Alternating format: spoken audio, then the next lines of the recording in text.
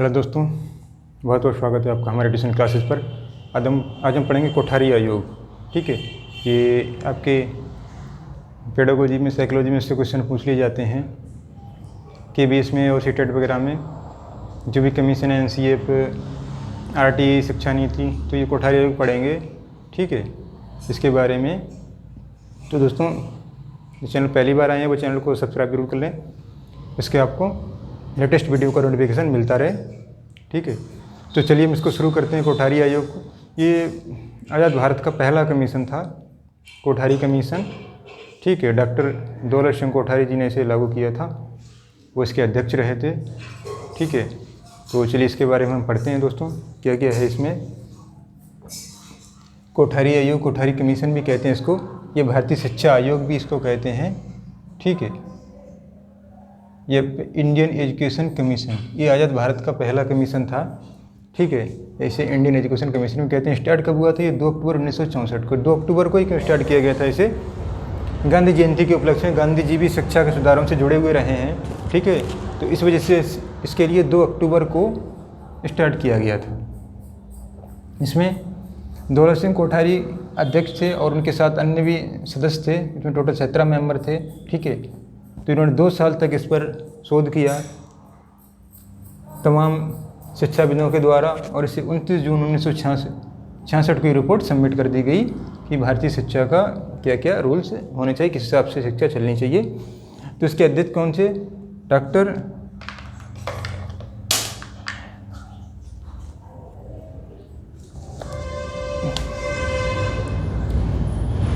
ये है डॉक्टर दौलत सिंह कोठारी थे। ठीक है, ये विश्वविद्यालय अनुदान आयोग के अध्यक्ष भी थे। ठीक है, और इन्होंने ये रिपोर्ट सबमिट की थी। इसका नाम क्या था? Education and national development. इसका रिपोर्ट का नाम था ये शिक्षा और राष्ट्र का विकास। ठीक है, इसमें मेंबर कितने थे? 17 मेंबर थे, इसमें 5 विदेशी थे।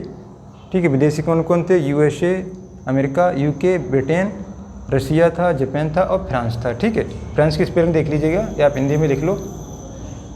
तो ये 5 देश थे और इसके कुछ सिद्धांत थे। क्या क्या सिद्धांत थे इसके, चलिए वो पढ़ते हैं हम लोग। ठीक है, किस बेस पर ये काम कर रहा था? तो ये सबसे पहला पॉइंट इसमें था कि ये वर्क एक्सपीरियंस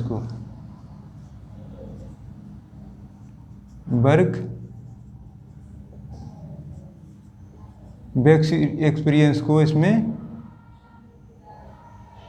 वरीयता दी गई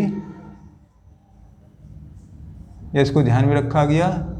ठीक है, वर्क एक्सपीरियंस को इसमें ध्यान में रखा गया और इसमें 10+2+3, ठीक है, वो इसी में लागू किया गया।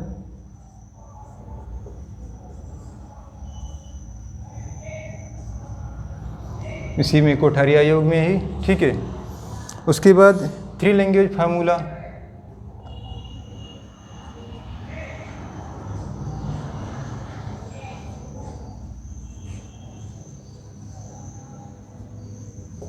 लागू किया गया। इसमें क्या था? एक हिंदी भाषी क्षेत्र या गैर हिंदी भाषी क्षेत्र। ठीक है, तो जो हिंदी भाषी क्षेत्र थे और नॉन हिंदी भाषी क्षेत्र थे,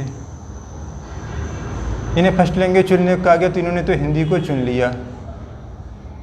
ठीक है, और इन्हें हिंदी नहीं आता तो इन्होंने अपना जो भी साउथ इंडिया है मान लिया। ठीक है, उन्होंने जो भी उसका उन्हें अपना लगा, तमिल, कन्नड़, मलयालम, उनने वो अपना चुन लिया, या जो भी पंजाबी वाले पंजाबी चुन लिया। ठीक है, जिसको जो से पश्चिम बंगाल वालों ने बंगाली चुन लिया अपना।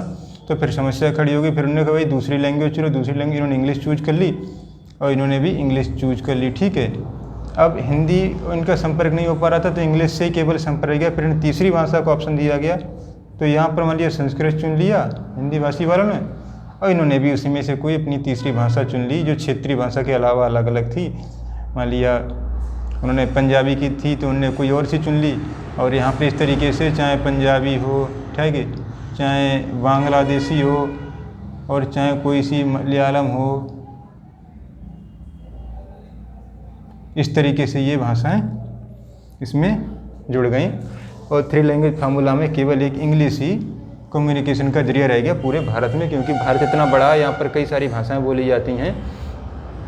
तो ये कि ये भाषा नहीं बची थी, तो इस हिसाब से थ्री लैंग्वेज फार्मूला में केवल इंग्लिश ही एक कामयाब हुई, बाकी की अन्य लैंग्वेज कामयाब नहीं हो पाई। ठीक है, इसमें क्या था, इसके अलावा इसका और भी कुछ एम थे।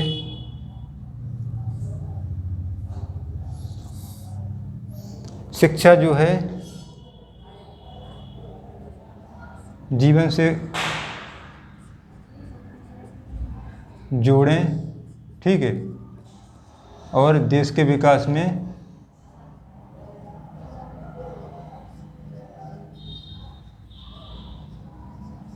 सहायक हो। ये भी इस हिसाब से शिक्षा दी जाए कि शिक्षा बच्चे के जीवन से जुड़े उससे कुछ फ़ायदा ले सके और इसे देश के विकास में सहायता हो सके। ठीक है, इस चीज़ को भी ध्यान में रखा जाए। तो इस हिसाब से ये कमीशन पास किया गया। और इसके अलावा इसमें यह भी ध्यान में रखा गया कि गणित और विज्ञान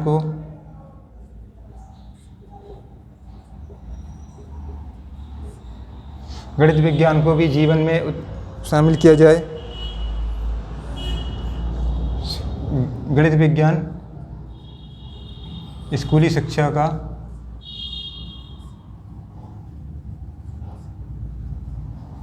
जरूरी विषय हो, मतलब इसे भी शिक्षा से जोड़ा जाए। ठीक है, और इसे आम जीवन से भी जोड़ा जाए। और बाकी अन्य सारे हैं कि 6 से 14 वर्ष के बच्चों को निःशुल्क शिक्षा और मातृभाषा में शिक्षा। ठीक है, 5वीं तक मातृभाषा में शिक्षा।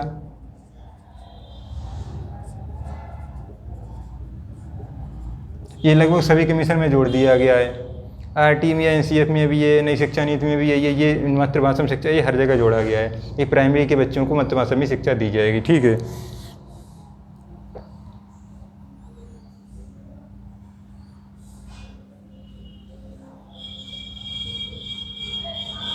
तो दोस्तों इसमें पॉइंट तो बहुत सारे हैं। ठीक है, लेकिन मेन पॉइंट जो हैं वो यही हैं। ठीक है, तो इसमें जो मेन पॉइंट एग्जाम में पूछे जाते हैं वो हमने इन्हें शॉर्ट लिस्ट किया है। ये सारे पॉइंट हैं जो मेन जो एग्जाम में पूछे जाते हैं। ठीक है, और ज़्यादा पॉइंट को नहीं हमने शामिल किया है इसमें, तो ये ज़्यादा की ज़रूरत भी नहीं दोस्तों। तो उम्मीद करते हैं आपको वीडियो अच्छी लगी होगी। ठीक है दोस्तों, और वीडियो अच्छी लगी होगी चैनल को सब्सक्राइब जरूर कर लें। वीडियो को बताएं कमेंट में कि क्या आपको कोई दिक्कत तो नहीं है, वीडियो कैसा लगा, और चैनल को सब्सक्राइब करें, वीडियो को लाइक करें। दोस्तों बहुत बहुत धन्यवाद आपका दोस्तों वीडियो देखने के लिए। ठीक है, हमने शॉर्ट आपको जो चीज़ें एग्जाम पूछी जाती हैं वो सारी चीज़ें आपको बता दी हैं, डेट बता दी है। ठीक है, यही चीज़ पूछी जाती हैं मेनली। और ये आज़ाद भारत का पहला कमीशन है। ठीक है,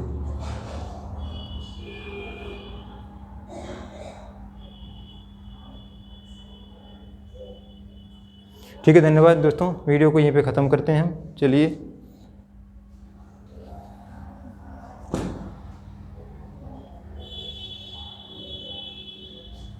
दोस्तों इसमें कुछ समझ में नहीं आया तो ध्यान रखिएगा।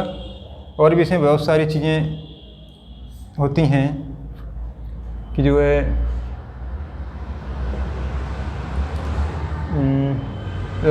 पॉइंट्स इसमें बहुत सारे हैं दोस्तों। और इसको आप सही से पढ़िए, क्योंकि केबीएस के और सीटेट केबीएस की वैकेंसी भी आने को, इसमें भी ये पूछा जा सकता है और सीटेट में भी पूछा जा सकता है। सीटेट का भी एग्ज़ाम होने को आपका अक्टूबर में प्रस्तावित है, अक्टूबर या नवंबर में हो जाएगा। ठीक है, तो इसे थ्री लैंग्वेज फार्मूला किस में लागू किया गया था, तो इसमें। ठीक है, और अब तो शिक्षा नीति में बदल दिया गया है, 5+3 3+4 का फार्मूला लगाया गया है, लेकिन 10+2+3 ये कोठारी आयोग के द्वारा ही लागू किया गया था। ठीक है,